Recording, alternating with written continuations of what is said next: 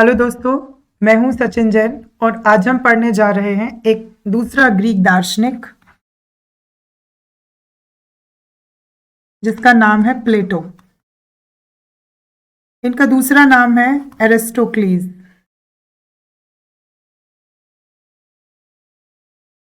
ये इनका मेन नाम है। प्लेटो इन्हें उपाधि दी गई इनके शरीर की जो बनावट थी उसके आधार पर यूनानी वर्ड में इन्हें प्लेटो कहा गया। आज हम जानेंगे कि इनके विचार क्या थे। जो हमने प्रीवियस लेक्चर देखा उसमें हमने क्या जाना, सुकरात की ज्ञान मीमांसा और उनकी नीति मीमांसा मतलब नैतिकता संबंधी सुकरात के विचार। अब सुकरात के शिष्य कौन थे? सुकरात के शिष्य थे प्लेटो। और आज हम जानेंगे कि प्लेटो के दार्शनिक विचार क्या कहते हैं। प्लेटो ने कौन कौन सी बात कही, किन किन चीजों में अपना समर्थन दिया, किन चीजों का विरोध किया, क्या उनकी अवधारणा थी, यह हम जानने की कोशिश करेंगे। तो जो प्लेटो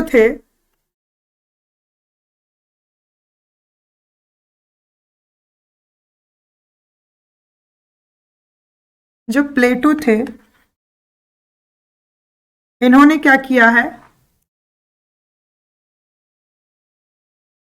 आदर्श राज्य इसको बनाने का प्रयास किया। मैंने आपको बताया था कि लगभग 427 ईसा पूर्व जो इनका समय माना जाता है, इसके 50 साल बाद तक इनका टाइम पीरियड रहा। तो जो प्लेटो थे उनके समय यूनान में इतनी अराजकता थी, अशांति थी, लड़ाई झगड़े थे। तो इन्होंने क्या किया, इनकी चेतना में, इनकी संवेदना में ये आया कि हमें एक आदर्श राज्य बनाना चाहिए। अब आदर्श राज्य कैसा होना चाहिए, कौन कौन सी चीजें उस आदर्श राज्य में होनी चाहिए। जैसे मैंने आपको बताया था, तुलसीदास जी ने राम राज्य की कल्पना की है। राम राज्य मतलब उस समय कौन कौन सी व्यवस्थाएं थी और कौन कौन सी व्यवस्थाएं जो मध्यकाल में तुलसीदास जी को देखने नहीं मिली, उनसे उन्होंने तुलनात्मक अध्ययन किया। वैसे ही प्लेटो के समय कौन कौन सी अराजक स्थितियां थी और कौन कौन सी स्थितियां होनी चाहिए। तो जो होनी चाहिए वही क्या है, उनका आदर्श राज्य है। अब आदर्श राज्य में जो उन्होंने मेन चीज लेके चले वो थे उसके तत्व। आदर्श राज्य में 3 तथ्य थे। एक था आपका आर्थिक तत्व। आर्थिक तत्व मतलब उत्पादक वर्ग, जो मतलब व्यापारी वगैरह हम कह सकते हैं, किसान कह सकते हैं, उत्पादक वर्ग ये आ जाएगा। दूसरा क्या है, रक्षात्मक तत्व मतलब डिफेंस सिस्टम मतलब सैनिक। और तीसरा क्या था, बौद्धिक तत्व, जो क्या है, राजा या शासक, ये हम कह सकते हैं। तो अब उन्होंने आदर्श राज्य में क्या माना कि ये 3 तत्व होने चाहिए और जो तीनों तत्व हैं इनके आधार पे क्या किया, उन्होंने राज्य में अलग अलग कार्य बांट दिए कि देखिए उत्पादक वर्ग का कार्य है केवल अर्थ की ओर ध्यान देना, मतलब धन पैसे की ओर ध्यान देना, और सैनिक वर्ग का क्या काम है, रक्षा करना और समय आने पर आक्रमण करना। अब बौद्धिक स्तर पर राजा का क्या कार्य है कि वो विवेक पूर्वक निर्णय करे। तो गुणों के आधार पर इन्होंने क्या किया, आदर्श राज्य की क्या बना दी, 3 चीजों पर उनका विभाजन कर दिया कि जो उत्पादक वर्ग है इसमें क्या होना चाहिए, लालसा या संयम, ये गुण होना चाहिए। सैनिक वर्ग में किस चीज का गुण होना चाहिए, साहस, कि मतलब वो अपने प्राण देने से भी ना चूके। और राजा में क्या होना चाहिए, विवेक, क्या सही है, क्या गलत है, क्या उचित है, क्या अनुचित है। इस आधार पर क्या है, राजा में विवेक का गुण होना चाहिए। तो ये 3 हो गए सद्गुण, संयम, साहस और विवेक। और इन्हीं सद्गुणों के आधार पर क्या डिसाइड होगा, राजा का इन्हीं किसमें कौन सा गुण है, इस आधार पर डिसाइड होगा कि वो किस कैटेगरी में जाएगा, उत्पादक वर्ग में जाएगा, सैनिक वर्ग में जाएगा या फिर राजा बनेगा। तो आदर्श राज्य में प्लेटो ने क्या किया, 3 तत्व माने हैं, उन तीनों तत्वों की अलग अलग भूमिका दी और किस आधार पे दी, उनके गुणों, उनके सद्गुण के आधार पे, जिसमें जो सद्गुण होगा वो उस हिसाब का कार्य करेगा। तो आदर्श राज्य में पहली चीज हमें देखने को मिली 3 तत्व। पहला तत्व जो है वो क्या है, उत्पादक, दूसरा है सैनिक और तीसरा क्या है, संरक्षक या फिर राजा, जो क्या करता है, जिसके संरक्षण में पूरा राज्य कार्य करता है। विवेक का सद्गुण बताया। अब आदर्श राज्य में और क्या होना चाहिए? आदर्श राज्य में वो कहते हैं जो हमारा राजा है, जो इसमें हम कह रहे विवेक का गुण हो, वो कैसा होना चाहिए? दार्शनिक राजा द्वारा न्याय की स्थापना। तो जो राजा है वो कैसा होना चाहिए? दार्शनिक। सबसे पहले तो आदर्श राज्य में जो पहला बिंदु बनता है वो क्या है? इसके 3 तत्व। दूसरी चीज, राजा कैसा हो? दार्शनिक हो। तीसरा बिंदु बनता है कि साम्यवाद। कैसा साम्यवाद? परिवार का और अर्थ का। अर्थ मतलब आपकी संपत्ति का। पारिवारिक साम्यवाद से तात्पर्य है कि बच्चों को यह पता ही नहीं होगा कि उनके माता पिता कौन है या वो किनकी संतान है, और ऐसा ही माता पिता को भी नहीं पता होगा कि उनके कौन से बच्चे हैं। ठीक है। अर्थ का साम्यवाद मतलब किसी की भी कोई भी निजी संपत्ति नहीं होगी। अर्थ का साम्यवाद मतलब मैंने आपको बताया था समाजवाद। समाजवाद मतलब किसी विशेष व्यक्ति की कोई संपत्ति नहीं, जो भी संपत्ति हो उस पर अंतिम नियंत्रण किस चीज का होगा? राज्य का। तो ये क्या करते हैं? साम्यवाद और पारिवारिक और आर्थिक साम्यवाद दोनों को मान्यता देते हैं प्लेटो। अब सोचिए, अगर पारिवारिक साम्यवाद है तो इसके क्या साइड इफेक्ट्स हो सकते हैं, ये हम जानेंगे किस चीज में? तो जब हम प्लेटो के दर्शन की क्या करेंगे? आलोचना करेंगे, तब हम जानेंगे कि परिवार का जो साम्यवाद है, मतलब परिवार साम्यवाद, माता पिता को पता नहीं बच्चे कौन है, संतानों को अपने माता पिता के विषय में नहीं पता। आर्थिक साम्यवाद से तात्पर्य है किसी की भी कोई निजी संपत्ति नहीं, जैसे आप अपने घर को कहते हैं ना, ये मेरा घर है, ये मेरे पड़ोसी का घर है, नहीं, अंतिम रूप से वो किसका होगा? राज्य का होगा। मतलब निजी संपत्ति का विरोध किया इस साम्यवाद के माध्यम से प्लेटो ने। और इनका जो चौथा बिंदु आता वो क्या आता? विशेष कार्य का सिद्धांत। विशेष कार्य का सिद्धांत आदर्श राज्य में आपको क्या किया? मान लो आपको आर्थिक उत्पादक वर्ग में दे दिया, ठीक है, कि आपका विशेष कार्य है कि आपका क्या काम है कि आपको सिर्फ धन पैसा कमाना है। अब उसके लिए क्या करेंगे? उसमें भी मान लीजिए कोई सुनार है तो उसको सोने का काम दे दिया, उसकी जो पीढ़ियां आएंगी वो सोने का काम करेंगी। ठीक है। एक जुलाहा जो है उसकी पीढ़ियां हैं तो वो क्या करेगी? वो जुलाहे वाला काम करेगी। तो ऐसा विशेष कार्य का सिद्धांत, जो राजा होगा तो उसके बच्चे जो हैं वो भी राजा बनेंगे। तो इस चीज में उन्होंने क्या कह दिया कि जो सद्गुण हैं वो विशेष कार्य के सिद्धांत के माध्यम से क्या बताना चाहते हैं कि हर एक व्यक्ति का विशेष कार्य होगा और वो दूसरे के कार्य में कोई हस्तक्षेप नहीं रखेगा। हर एक क्या करेगा? अपना कार्य करेगा। और इस विशेष कार्य के सिद्धांत में उन्होंने क्या दिया कि जो जन्मजात है सद्गुण, आप में मान लीजिए आप एक व्यापारी के बेटे हैं तो आप में जन्मजात सद्गुण क्या मान लिया उन्होंने मान लिया कि आपका क्या काम है? केवल अर्थ का उत्पादन करना। तो उन्होंने सद्गुणों को कैसा मान लिया? जन्मजात मान लिया, और इसी के आधार पर कह दिया कि आप विशेष कार्य को ही करेंगे। स्पेसिफिकेशन ऑफ फंक्शंस कह सकते हैं इसको, जो भी आपके फंक्शंस हैं, जो भी कार्य हैं, वो सब क्या है? स्पेसिफिकेशन, मतलब उसको हम स्पेशलाइज कर रहे हैं कि यही आपको कार्य करना है। पांचवा इनका बिंदु ये है कि हमें आदर्श राज्य की स्थापना करनी है। तो देखो ये कैसे होगा? सभी पशुओं के जैसा व्यवहार करेंगे तो कैसे होगा? इसके लिए हमें क्या करना चाहिए? शिक्षा की एक विशेष पद्धति जो है खुद अपन को देनी होगी लोगों को। यदि हम नागरिकों को शिक्षा की एक पद्धति नहीं देंगे, एक व्यवस्थित क्रम नहीं देंगे, तो आदर्श राज्य की स्थापना नहीं होगी। क्यों? क्योंकि जो सीखना ही नहीं चाहता वो हमारी बात ही नहीं मानेगा। तो फिर आदर्श राज्य में सब अपने मन का करेंगे तो फिर वो आदर्श राज्य रह कैसे जाएगा? तो उन्होंने शिक्षा पर भी महत्व दिया है। और इसमें क्या किया है? स्त्री और पुरुष इन दोनों को क्या दिया है? शिक्षा में समान अधिकार दिया कि आप समान रूप से ये कार्य करेंगे। जो छठा बिंदु आता है वो है न्याय। न्याय की स्थापना किसके द्वारा की जाएगी? जो आपका दार्शनिक राजा है, दार्शनिक राजा जो है, दार्शनिक शासक जो है, वो क्या कर रहा है? न्याय व्यवस्था की स्थापना कर रहा है। ठीक है। और न्याय को भी इन्होंने क्या, इन्होंने 2 स्वरूप बताए हैं। पहला स्वरूप बताया है व्यक्तिगत न्याय और दूसरा बताया है सामाजिक न्याय।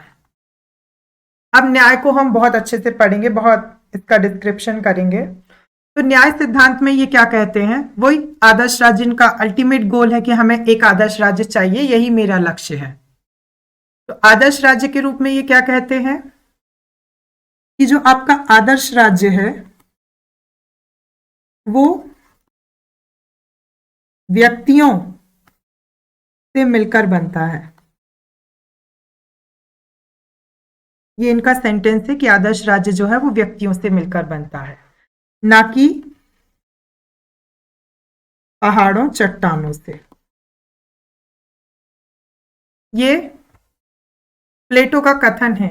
तात्पर्य यह है कि इन्होंने व्यक्ति को क्या माना है, व्यक्ति को एक इंडिविजुअल व्यक्ति जो है उसको इन्होंने व्यक्ति के गुणों के आधार पे नहीं देखा है, उसकी व्याख्या की है, उसके गुणों को बताया भी है। तो किस लिए, आदर्श राज्य के लिए। तो यहां पर जो प्लेटो है उनके दर्शन में क्या दिखता है कि व्यक्ति जो है वो मात्र क्या है, एक व्यक्ति आदर्श राज्य की एक इकाई है। व्यक्ति क्या हो गया, आदर्श राज्य की इकाई है, अन्यथा उसकी सराहना नहीं की। इन्होंने व्यक्ति को माना तो है, लेकिन व्यक्ति क्या है, आदर्श राज्य का एक अंश मात्र है, और उसके अलावा उसकी कोई सराहना नहीं की। इन्होंने कहा कि जो न्याय है, इस न्याय में हम दो पहलुओं को देखेंगे। पहला न्याय व्यक्तिगत न्याय। अब व्यक्तिगत न्याय क्या है, अपने कर्तव्य का पालन करना।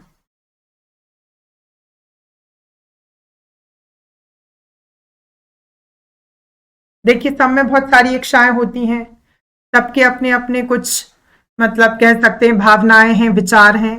तो इन्होंने यही कहा कि आपके जो विचार हैं, आपकी जो भावनाएं हैं, जो इच्छाएं हैं, उनमें क्या करना, सामंजस्य करना, यही आपका व्यक्तिगत न्याय है। और इनके आधार पर क्या करें, आप अपने कर्तव्य का पालन करें। व्यक्तिगत न्याय में इन्होंने यही कहा कि आपकी जो भी इच्छाएं हैं उनको आप समन्वित तरीके से प्रयोग करें। यदि ऐसा नहीं करेंगे तो व्यक्ति कैसा हो जाएगा, व्यक्ति कैसा हो जाएगा, कामांध हो जाएगा, मतलब वो वासना में लिप्त हो जाएगा। धर्मांध हो जाएगा, मतलब धर्म का अंधानुकरण कर लेगा। तो फिर बाद में ये क्या होगा, ये तो अन्याय हो जाएगा बाकियों के साथ। तो व्यक्तिगत न्याय में यही है कि वो व्यक्ति अपनी इच्छाओं, अपनी भावनाओं और अपने विचारों के साथ क्या करे, एक सामंजस्य बैठा है। और दूसरा आता है सामाजिक न्याय। सामाजिक न्याय क्या है, अन्य के कार्यों में अहस्तक्षेप। इस बात को बहुत ध्यान से रखिए याद कि अहस्तक्षेप मतलब आपका जो कार्य है आप वो करें, लेकिन कोई दूसरा कोई कार्य कर रहा है तो उसमें आप क्या रखें, कोई हस्तक्षेप नहीं रखें, उसमें कोई किसी प्रकार से आपका इन्वॉल्वमेंट नहीं होना चाहिए। तो ये हो गया क्या, सामाजिक न्याय। अब इनका जो न्याय सिद्धांत है इसमें भी यही है। न्याय सिद्धांत की जब हम इनकी विशेषताएं देखेंगे तो यही है, हर एक व्यक्ति को अपना अपना कार्य दे दिया, मतलब विशिष्ट कार्य का सिद्धांत यहां भी आ गया कि आपको जो कार्य दिया है आप बस उसको मानेंगे। अब न्याय की स्थापना किसके द्वारा, स्थापना आपके दार्शनिक राजा के द्वारा। आपका जो दार्शनिक शासक है वो न्याय व्यवस्था की क्या करेगा, स्थापना। अब वो न्याय का आधार क्या लेगा, विवेक। विवेक क्या होगा उसका आधार, और इस आधार पे वो क्या करेगा, आत्मा की आवाज, ये वर्ड याद रखिए, उसकी आत्मा ने जो भी आवाज दी कि राजा तुम ऐसा करो, तो राजा विवेक के आधार पर आत्मा की आवाज सुनेगा, और उसकी जो आत्मा की आवाज होगी वो क्या होगा, वही जो निर्णय होगा वो होगा न्याय। ठीक है। तीसरी चीज, न्याय विकसित कैसे होगा, न्याय विकसित कैसे होगा, तो ये विकसित होगा किसके द्वारा, शिक्षा के द्वारा। शिक्षा के द्वारा हम न्याय जैसे गुणधर्म को विकसित कर सकते हैं, चाहे वो दार्शनिक राजा क्यों ना हो, राजा को भी व्यवस्थित शिक्षा देंगे। सोचिए। इसके अलावा ये क्या कह रहे हैं कि जब हम न्याय करेंगे तो हम क्या करेंगे, स्त्री और पुरुष इसमें हम भेद नहीं करेंगे इनके दार्शनिक सिद्धांत में। क्यों? क्योंकि ये क्या कहते हैं, जो शारीरिक बनावट है वह भेद का आधार नहीं होना चाहिए। शारीरिक बनावट जो है वो भेद का आधार नहीं होना चाहिए। मतलब आपकी शारीरिक बनावट, आप चाहे स्त्री हो या पुरुष हो, हम उनमें भेदभाव नहीं करेंगे, दोनों के साथ समान रूप से वही न्याय होगा जो अन्य के साथ होता है। ठीक है, उसमें कोई भेद नहीं। ठीक है, अब इनका जो न्याय का ये सिद्धांत इन्होंने जो दिया, उसमें इन्होंने यही कहा कि न्याय का जो हमारा अल्टीमेट गोल है, मतलब लक्ष्य न्याय का, वो क्या होना चाहिए? नैतिकता, नैतिकतापूर्ण कर्तव्य। आपका जो भी कर्तव्य है वो नैतिक होना चाहिए, यही न्याय है। मतलब न्याय क्या है? न्याय ही नैतिकता है और नैतिकता ही न्याय है। तो इन्होंने क्या कहा, जो आपकी एथिकल वैल्यूज हैं, अगर वो आ रही हैं तो वो निर्णय ठीक है, अगर वो नहीं आ रही हैं मतलब आपका निर्णय जो है वो ठीक नहीं है, वो क्या हो गया? पक्षपाती हो गया। तो इन्होंने न्याय सिद्धांत के माध्यम से व्यक्तिगत और सामाजिक दो प्रकार से न्याय के स्वरूपों की व्याख्या की।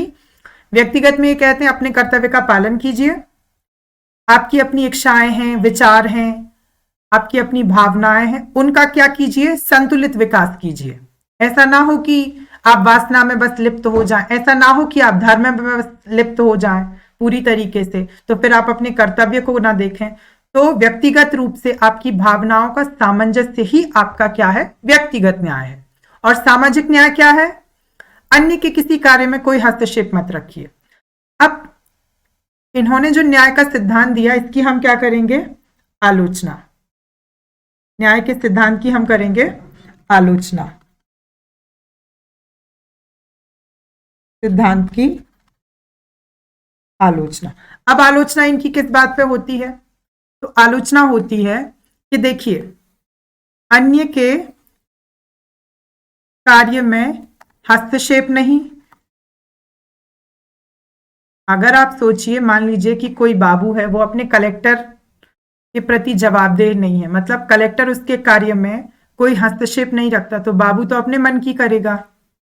तो यही कह रहे हैं कि अगर कोई जवाबदेहिता नहीं है, किसी भी प्रकार से वो अकाउंटेबल नहीं है, जवाबदेहिता नहीं, तो क्या होगा? व्यक्ति स्वच्छंद हो जाएगा। स्वच्छंद हो जाएगा मतलब वो अपने मन की करेगा। अगर आप किसी के कार्य में, सोच लीजिए स्कूल में टीचर पढ़ा रहे हैं, जब उनकी मर्जी है वो कभी भी चले जाएं।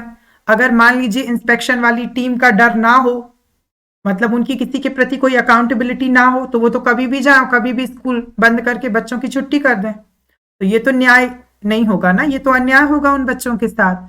तो न्याय सिद्धांत की, प्लेटो के न्याय सिद्धांत की आलोचना यही होती है कि अगर कार्य में कोई हस्तक्षेप नहीं होगा, किसी भी प्रकार का कोई इन्वॉल्वमेंट नहीं होगा, तो जवाबदेहिता, अकाउंटेबिलिटी नहीं रहेगी। और जब जवाबदेहिता नहीं रहेगी तो व्यक्ति मन से काम करेंगे, जो मन में अच्छा लगेगा वही करेंगे।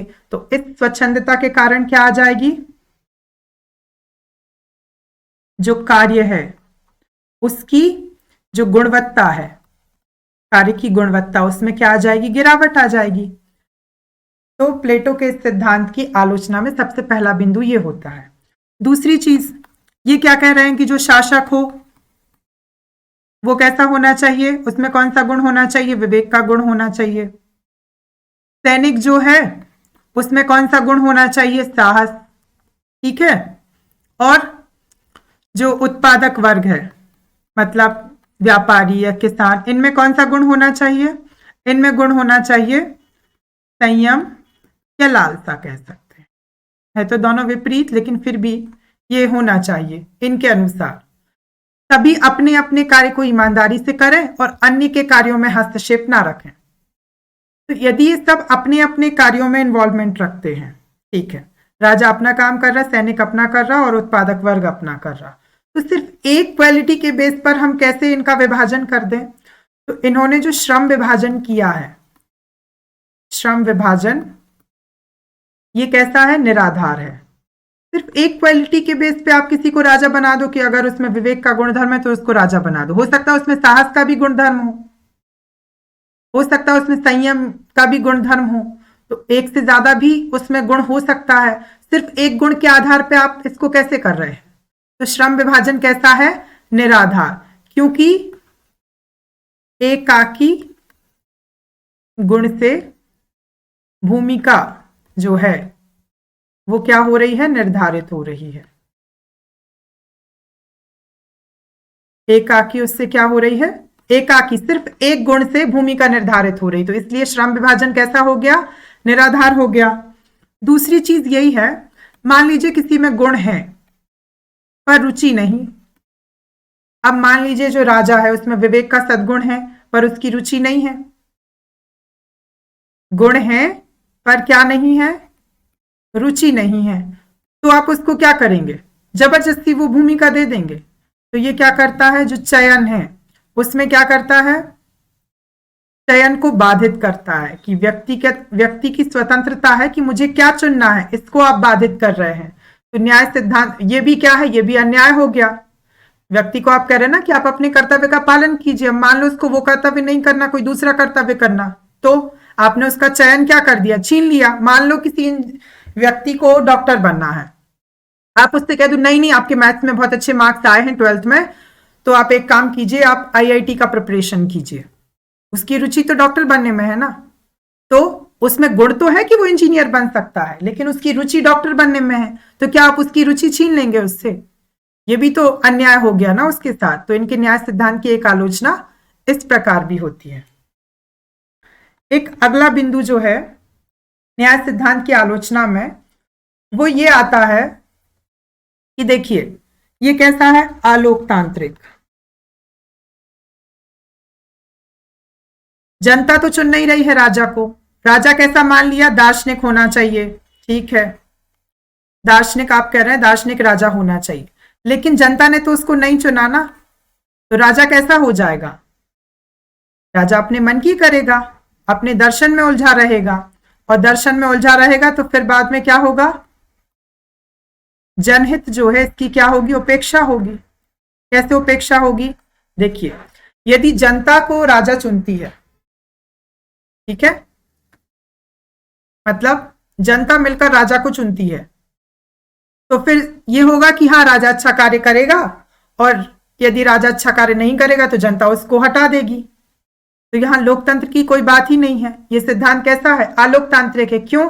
क्योंकि जनता की बात से तो राजा नहीं चुना जा रहा ना, राजा तो सिर्फ दार्शनिक होने के आधार पर चुना जा रहा है।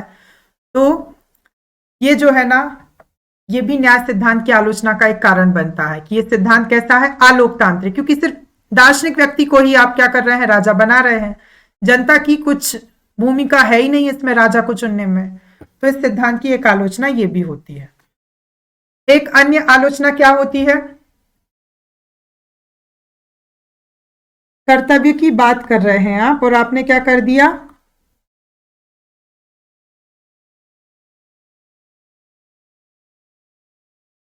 कर्तव्य की आप बात कर रहे हैं और अधिकार की क्या कर दिया आपने? उपेक्षा। आपने कह दिया देखो आपका ये कर्तव्य है, आपको ये करना है, लेकिन उसके क्या अधिकार हैं ये भी तो उसको बताओ। आपने अधिकारों की तो कोई बात ही नहीं की। तो प्लेटो के न्याय सिद्धांत की जो आलोचना होती है उसमें यही कि सिर्फ कर्तव्य ही न्याय है और अधिकार ना देना, क्या ये अन्याय नहीं उस व्यक्ति के साथ? तो ये भी गलत है। तो इनके न्याय सिद्धांत की क्या होती है? एक और आलोचना होती है। लेकिन फिर भी जब अपन कंक्लूजन देते हैं इनके न्याय सिद्धांत का, तो यही आता है कि व्यक्ति क्या करता है? सद्गुणों के आधार पर अपनी भूमिका चुनकर कर्तव्य का पालन करता है,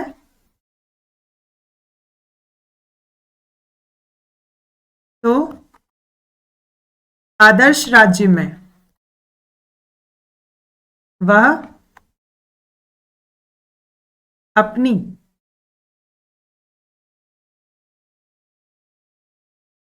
सहभागिता देता है। और यही सहभागिता क्या है? यही सहभागिता उसका आनंद है। आनंद से मैंने बताया था क्या? मानसिक संतुष्टि। अब इसी से एक चीज निकल के आती है, इनके दर्शन में एक चीज और आती है, इन्होंने सुखवाद का विरोध किया है। प्लेटो ने क्या किया? सुखवाद का विरोध किया। इनके दर्शन में एक चीज और आती है जो हमने पढ़ाया था आपको, चार्वाक का सुखवाद, शारीरिक सुख। आपकी जो जड़वादी सोच है वो चार्वाक दर्शन में देखने को मिलती है।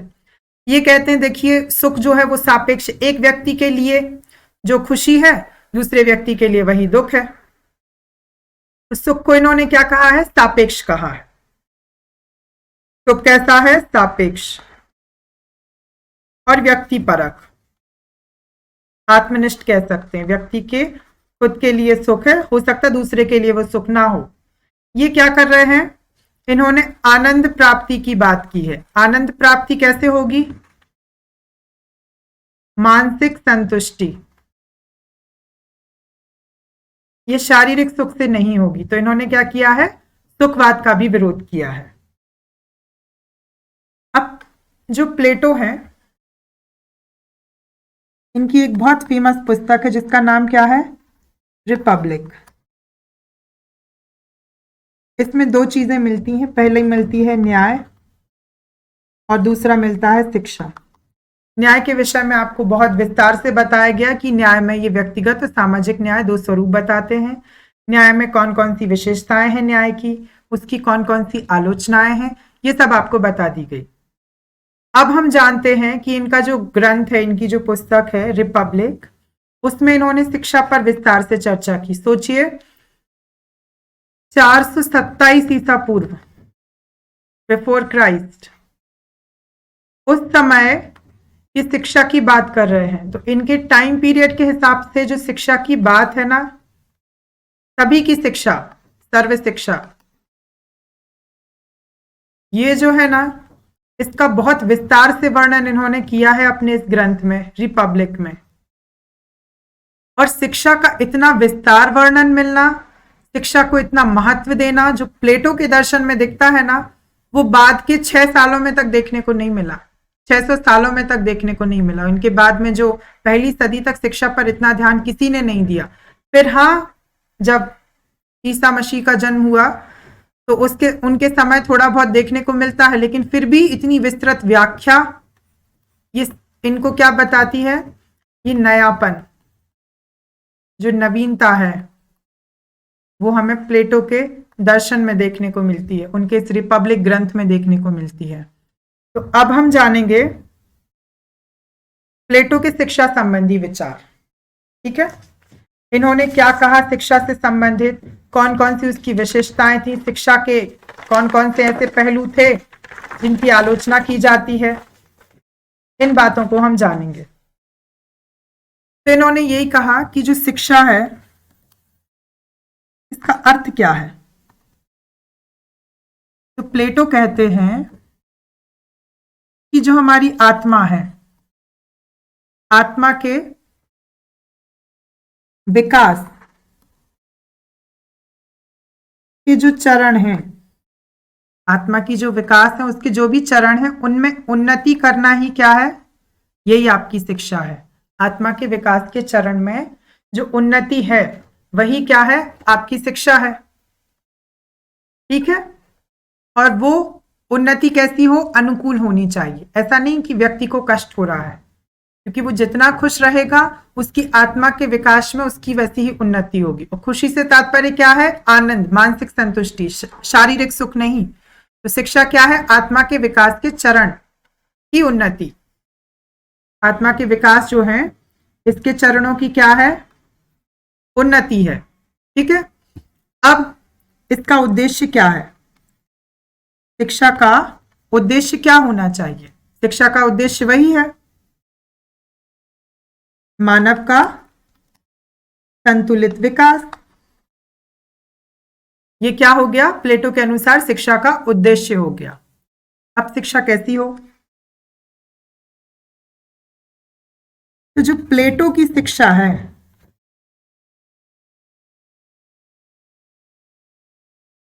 इसमें दो चीजें देखने को मिलती है। प्लेटो की जो शिक्षा है इसमें हमें दो चीजें देखने को मिलती है। पहली चीज, जो एथेंस थे के मतलब एक क्षेत्र है एथेंस, ग्रीक की राजधानी है वर्तमान में एथेंस।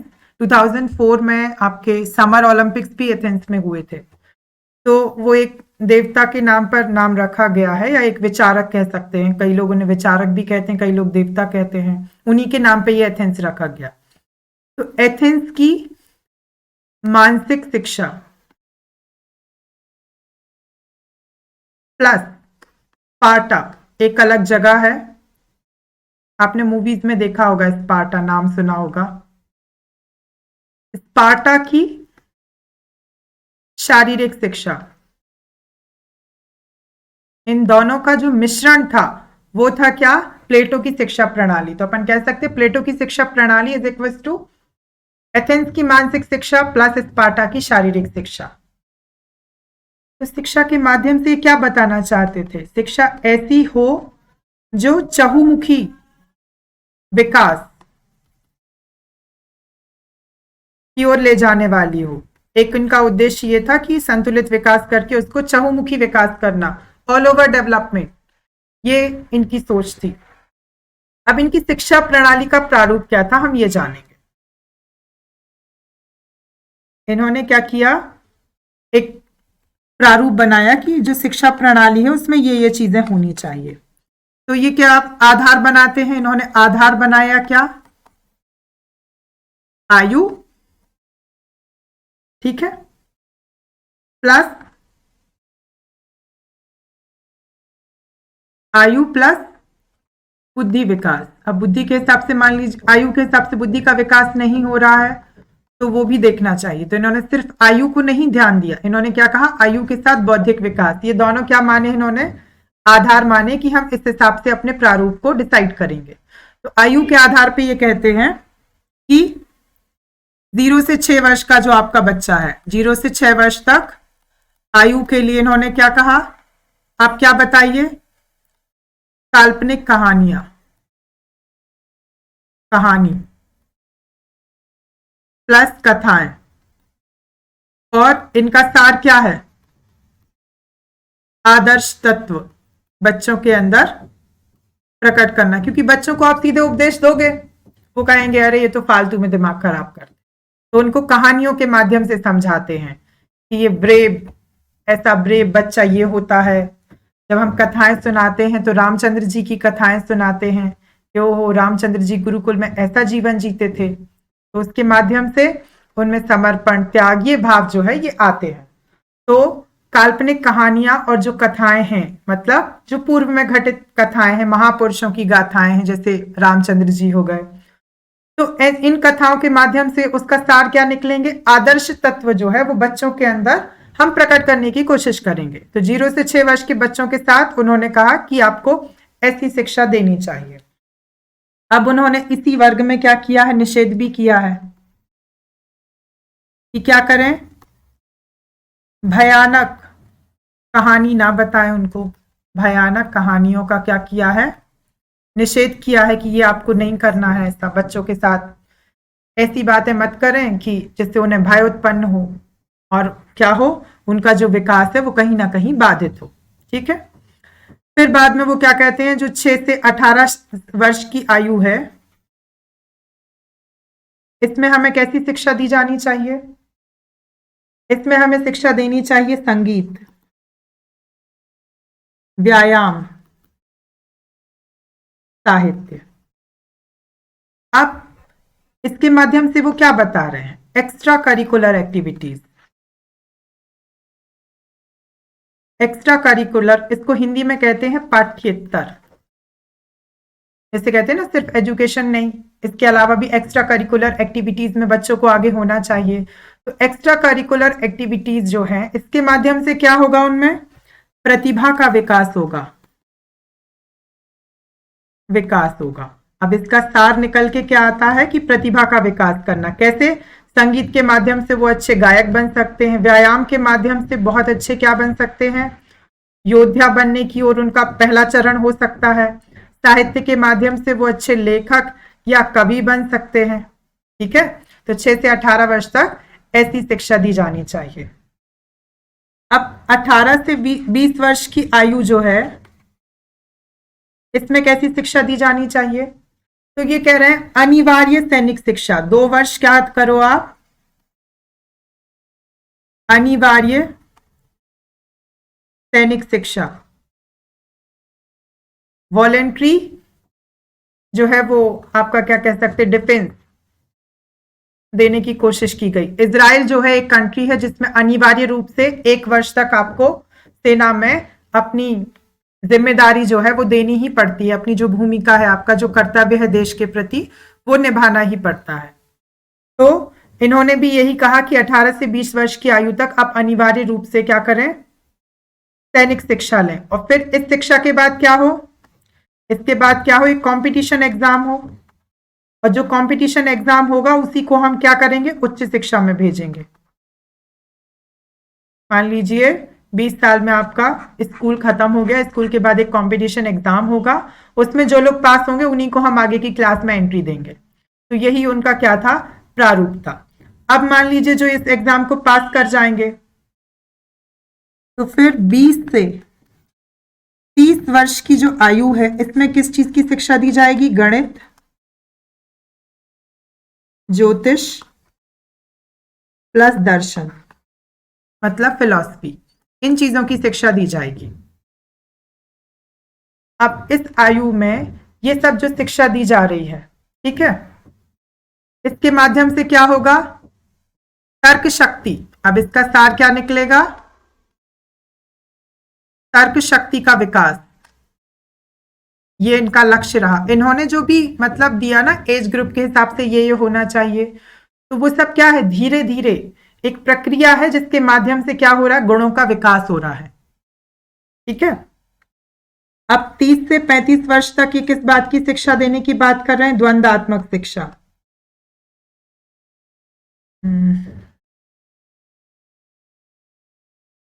द्वंद्वात्मक शिक्षा।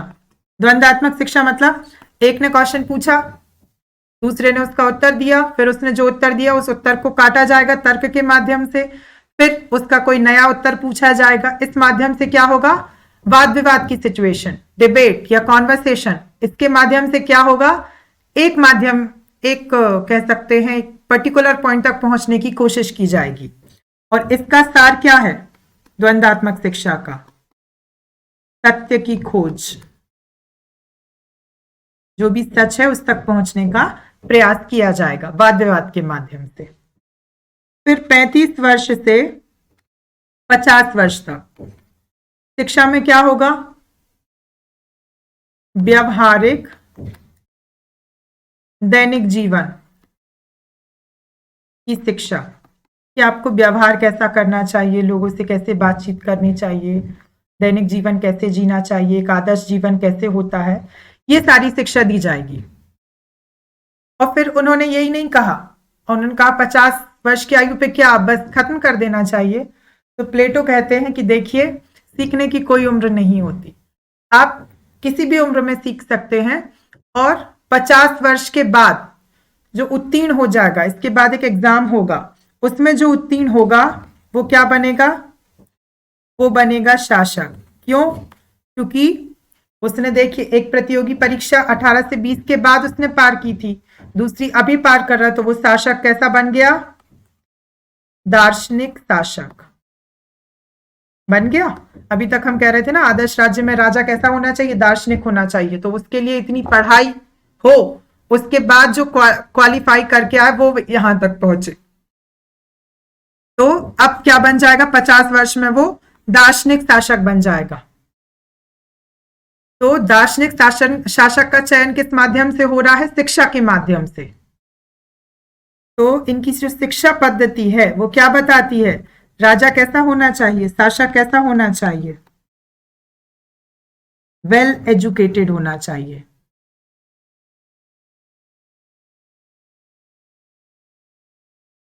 राजा कैसा होना चाहिए? वेल एजुकेटेड होना चाहिए। ठीक है, शिक्षित होना चाहिए। तो ये नई चीज इनके दर्शन में देखने को मिलती है कि ये राजा को शिक्षित होने की बात कर रहे हैं, जबकि राजा कैसे पढ़े तो पढ़े, नहीं तो राजा का लड़का मतलब राजकुमार वो अगला राजा बन जाएगा। अभी तक तो यही चलता आ रहा था, लेकिन इन्होंने क्या किया, एक नया विचार दिया। अब प्लेटो के दर्शन में जो इनका कहते हैं शिक्षा पद्धति है, उसकी जब हम कहते हैं विशेषताएं क्या हैं, हमने आपको बता दिया कि किस एज ग्रुप में क्या क्या क्वालिटीज होनी चाहिए, कौन कौन सी एजुकेशन देनी चाहिए, और उस एजुकेशन देने के पीछे प्लेटो का क्या मोटिव है, क्या उनका लक्ष्य है। तो अब हम जानेंगे क्या इनकी विशेषता। सबसे पहले तो विशेषता में चरणबद्धता, मतलब कि एक स्टेज दिख रहा है, स्टेज बाय स्टेज एजुकेशन दे रहे हैं, ये बहुत अच्छी चीज है, धीरे धीरे डेवलपमेंट कर रहे हैं। विकास कैसा है, चरणबद्ध है।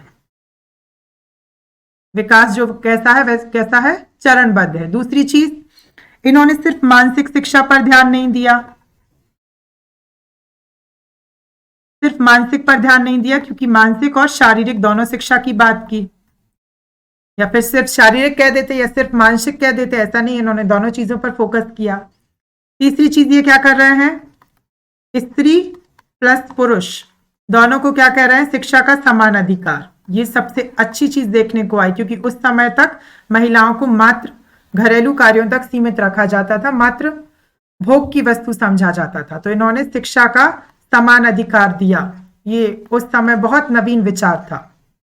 एक अगली विशेषता निकल के आती है कि शिक्षा कैसी होनी चाहिए, राज्य नियंत्रित। राज्य नियंत्रित शिक्षा का इन्होंने क्या किया है, समर्थन दिया है। राज्य नियंत्रित शिक्षा होनी चाहिए। अब राज्य ही नियंत्रित करेगा कि शिक्षा में क्या क्या होना चाहिए, कौन कौन सी चीजें ऐड करनी है, कैसा सिलेबस होगा, तो राज्य ही डिसाइड करेगा।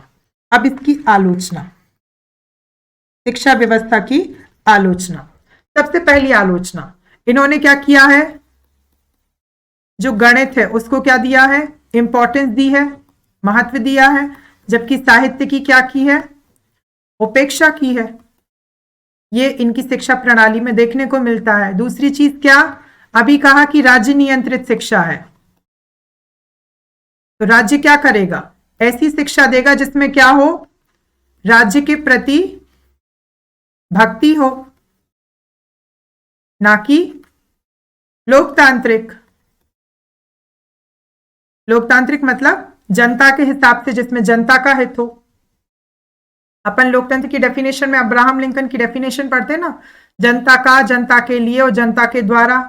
तो जनता के लिए और जनता के द्वारा ये दोनों चीजें तो उपेक्षित हो जाएंगी यदि अलोकतांत्रिक होगा तो।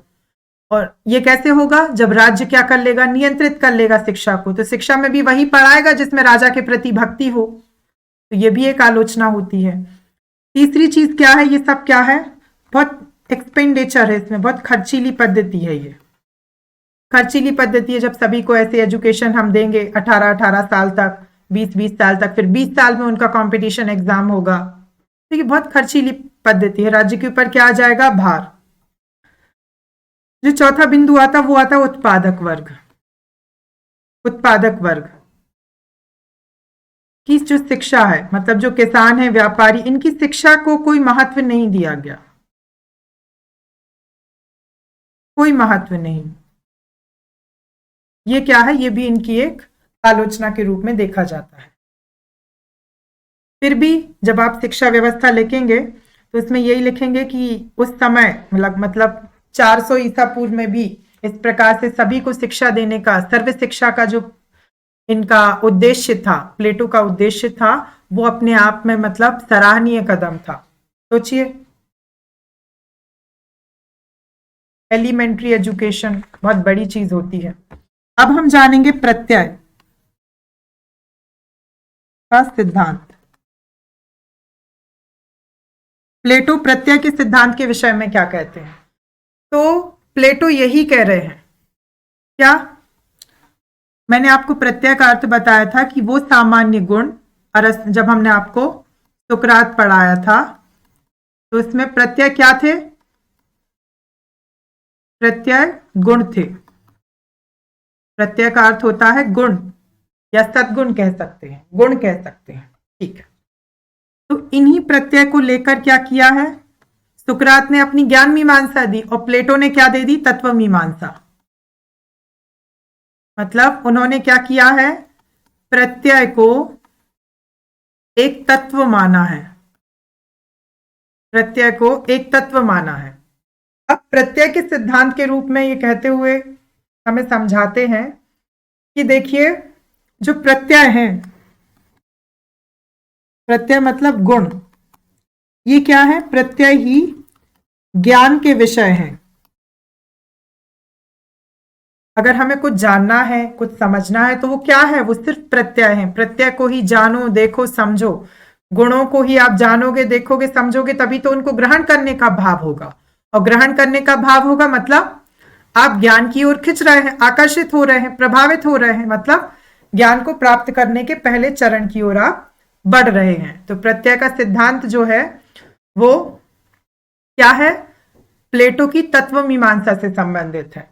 वो यही कह रहे हैं कि जो भी आपको दिख रहा है प्रकृति में, जो भी आपको क्या है? दृश्यमान है। दृश्यमान जो भी है वो कैसा है?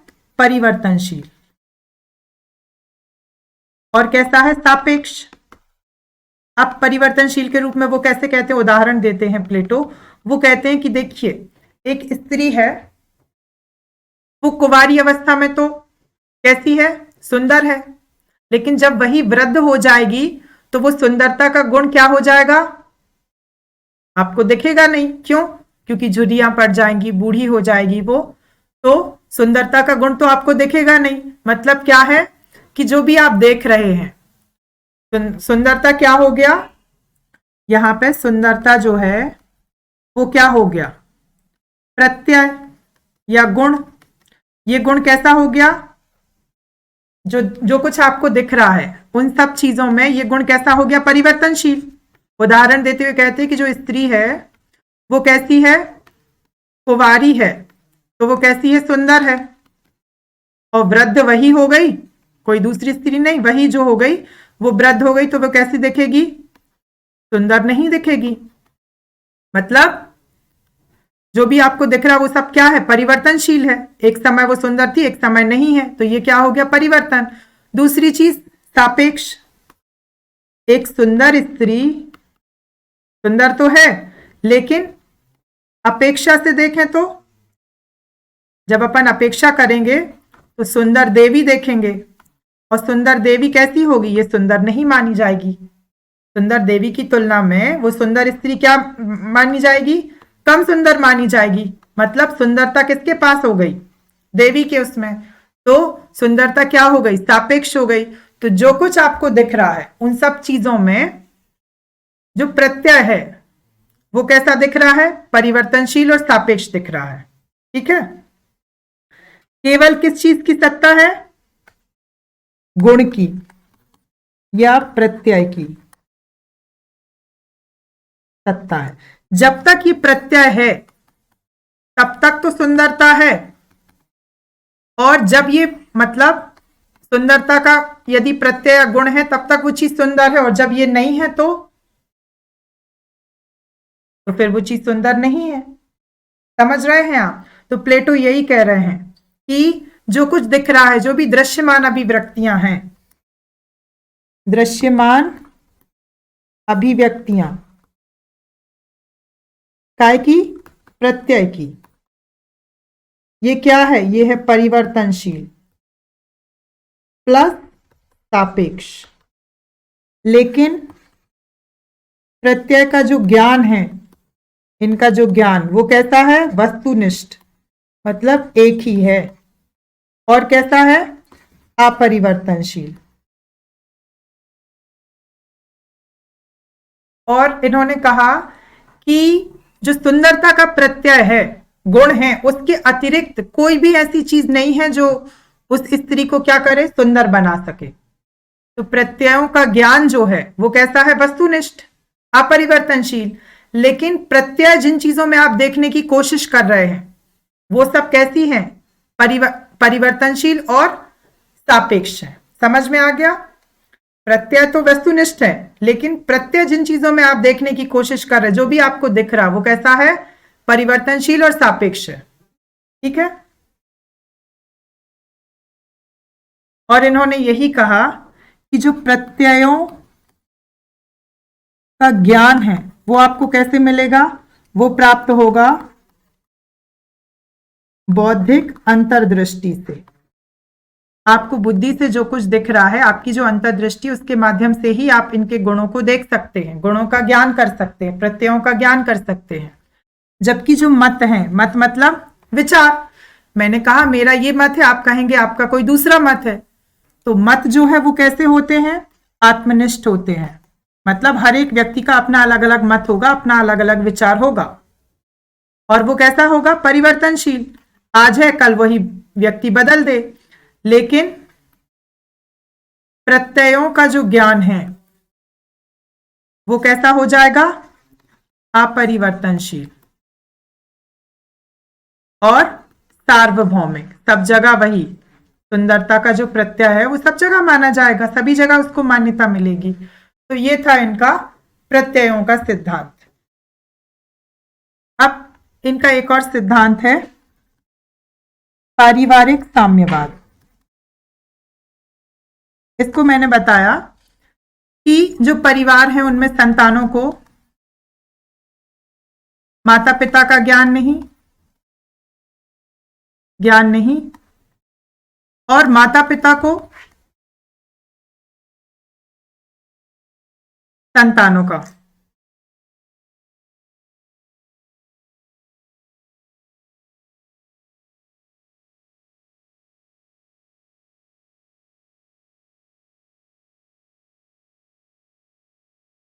ठीक है, माता पिता को संतानों का ज्ञान नहीं और संतानों को माता पिता का नहीं। तो सोचिए, जो हमारी पारिवारिक अवधारणा जिसको हम कहते हैं मर्यादावाद, उसका क्या हो जाएगा? लोप हो जाएगा। दूसरी चीज, परिवार क्या है? परिवार समाज की एक इकाई है। इस इकाई का भी क्या हो जाएगा? विनाश हो जाएगा। ठीक है, और परिवार के माध्यम से क्या होता है? संस्कार का रोपण, संस्कारों का रोपण।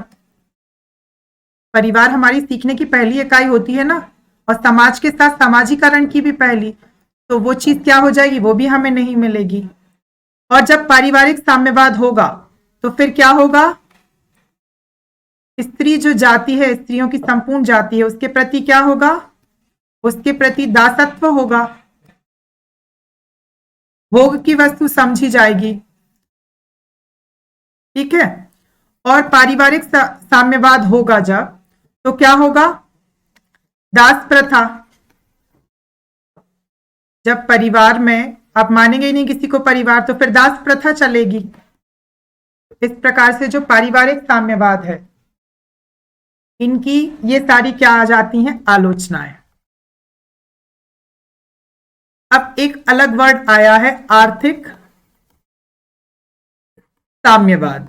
आर्थिक साम्यवाद मतलब निजी संपत्ति नहीं, निजी संपत्ति नहीं। ठीक है, किसी की कोई निजी संपत्ति नहीं होगी, किसी का कोई परिवार नहीं होगा। अब सोचिए प्लेटो ने ऐसा क्यों कहा? क्योंकि प्लेटो के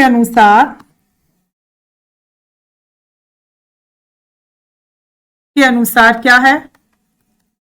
जो परिवार है और जो धन की लालसा है, ये क्या है? ये बाधा है। किसके लिए?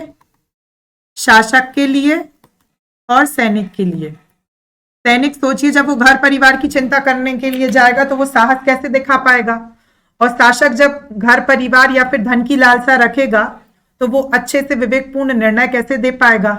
मान लीजिए उसके बेटे ने ही गुनाह किया, फिर तो इसलिए प्लेटो कहते हैं कि इनके अपने परिवार नहीं होंगे। जब परिवार नहीं होंगे तो इन सबके निर्णय कैसे होंगे? राज्य के प्रति जो इनका कर्तव्य होगा, कर्तव्य, वो कैसे होगा? निष्ठापूर्ण प्लस न्यायपूर्ण। तो प्लेटो का जो दर्शन था उसमें हमने इन सब चीजों को जाना। अब इसके बाद हम देखेंगे अरस्तु ने क्या कहा। अगले लेक्चर में हम देखेंगे अरस्तु के क्या विचार थे, अरस्तु ने कौन कौन सी बातों पर प्लेटो से अपनी असहमति दर्शाई, और हम साथ में जानेंगे प्लेटो और अरस्तु के जो दर्शन हैं इनमें हमें क्या डिफरेंस देखने को मिलता है। तब तक के लिए गुड बाय, बहुत ध्यान से पढ़िए।